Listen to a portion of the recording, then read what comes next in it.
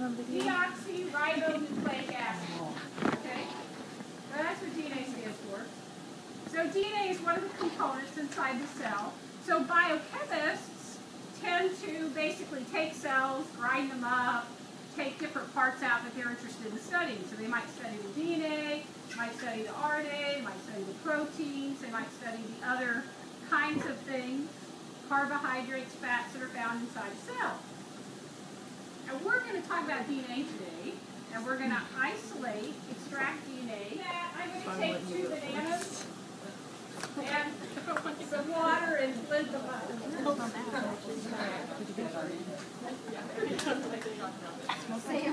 Yeah, it smells like soap and peppermint put together. Soap and water.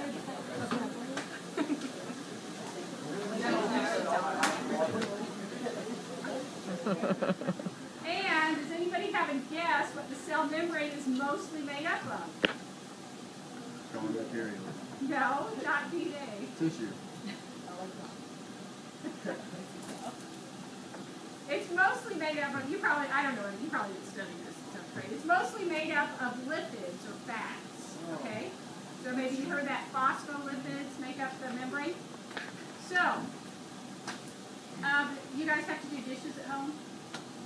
Yeah. Rarely? Have you ever tried to wash a really greasy pan with just water? No. Does it work? Soap. What do you have to add? Soap. Soap. What's the soap do? It's through the grease batteries. It dissolves the grease, right? The fat. Okay. So we're going to use shampoo. Can you stay down? Thank you. We're going to use shampoo because it dissolves the fats in the membrane. So we're trying to isolate DNA, and we already know that DNA is inside the nucleus of the cell, right? So what I need you to do, though, is on every table there's a little weigh boat that's got salt in it. So just table salt, nothing dangerous, okay? What I want you to do is take a pinch of salt. You guys know what a pinch is, right? A pinch of salt, and you're going to add it to your container that's got the shampoo and the water in it, okay? And then in your baggie, you are going to get out the popsicle stick, okay? Why don't you guys get on the same side of the table? There's a bunch of bubbles in there. Calmly stir that salt so it dissolves, okay? So can you grab the salt and pass it around? And remind me to tell you why we're adding salt, okay? Because I might forget. Wait, what's supposed to happen?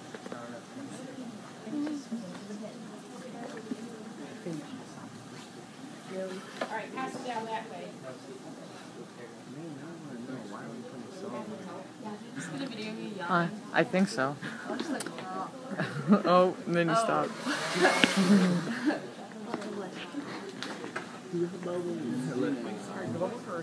what are you doing? So what we're going to do is just go through after they've added their salt, 2 spoonfuls of this to the shampoo.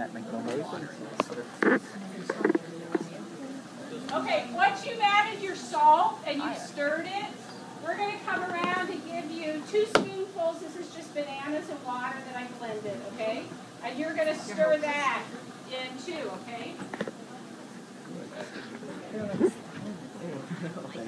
Texture. Yeah. Go ahead and carefully pour it all into the filter.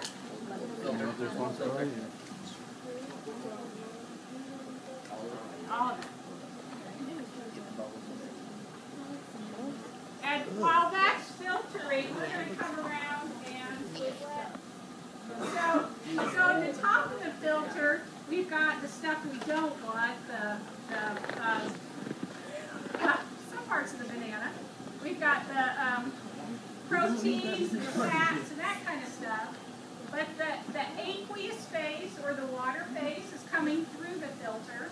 And DNA is very soluble in water. So you know what that means? If something's soluble? It's in solution, you know, like if you're trying to make sweet tea and you have nice, warm, hot tea, and you add the sugar, and it dissolves, right? Because it's soluble in it. Okay. So you can't see the DNA. It's in the water. So we need to get it out of the water so we can see it. So this is why I had you add salt. So DNA has a negative charge. So it's got, and I don't have my model with me, unfortunately, but it looks a little bit like a cylinder, okay? Put it on in, it looks like a cylinder, and all around the outside are negative charges, okay? So what we want to do is we want to get the DNA to come out of solution. We want it to precipitate, and to do that it has to clump together. So what happens if you have something that has a bunch of negative charges on it? Is it going to all clump together? Why not? Because like charges repel, right? So we got to get rid of those negative charges. So that's why we added the salt. So the salt will neutralize that charge so that it's not there, so we can get it to clump. Okay, so now what you're going to do is you should have two things left in your little bag. You should have something that looks like an eyedropper, which we call a pipette, and a wooden rod. So go ahead and get those out. All right, now this is a two-person job. I'm just getting the liquids going through the filter. That's all. All right. So DNA is very soluble in water, but it's not very soluble in alcohol. So we're going to come around with a tube of alcohol, okay? And so you're going to get one of these prepared. And then what you're going to do is one person's going to hold the tube and uncap it, okay? And the other person is going to carefully move the filter over to the side. You want stuff in the bottom. And with your pipette, just squeeze the bulb at the top, okay? And you're going to get two pipette holes, okay? And you're going to squeeze that onto the top of your ethanol, okay? So you'll squeeze it in the tube. You'll squeeze it into the tube, and then recap it. Don't shake it. Just recap it and watch what happens. Okay.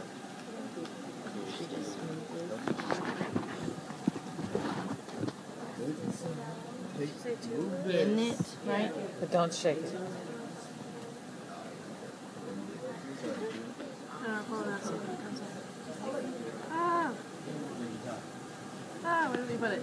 I don't know. What do we do with it? I don't know. Crap. Oh, you can get a paper towel and set it on the paper towel. You don't have to get all of it. Oh, we need a little bit of it looks pretty snotty, doesn't it? Kind of. My hands smell like German. This would be the first step. We'd isolate it away from all the other stuff. Now, we'd let it dry. It's still got alcohol in it, so the alcohol will evaporate pretty quickly. And when it dries, and I'll give you one of these when you leave, it'll actually look kind of like stringy, kind of a dry powder. Okay, so this is a little piece of DNA that you can take with you. And then we can resuspend it, redissolve it in water or some kind of buffer so that we can do something else with it. So if we're going to study it, if we're going to try to see what information is in there, if we're going to perform a test on it so we can find out if there's a mutation that causes a disease, if we want to cut out a particular part of it so that we can put it into something else, then this would be the first step, and that's how we do it. Here. So when you look in the eyepiece, you'll see a sunspot toward the bottom, a big one. That corresponds to this bright area here. There's one above it, a smaller one that corresponds to this less bright area here. This right is a hot ticket right here. This might amount to something later in the week. Because the sun is rotating like this. This area is coming onto the disk. So what you can do is go right over here, and I hope the clouds go away. We have some clouds around. You look right in through here like this. And at first it looks kind of confusing, and it's not as sharp as it could be because of the clouds.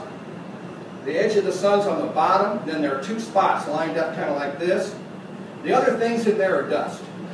So we have two sunspots. So take a look.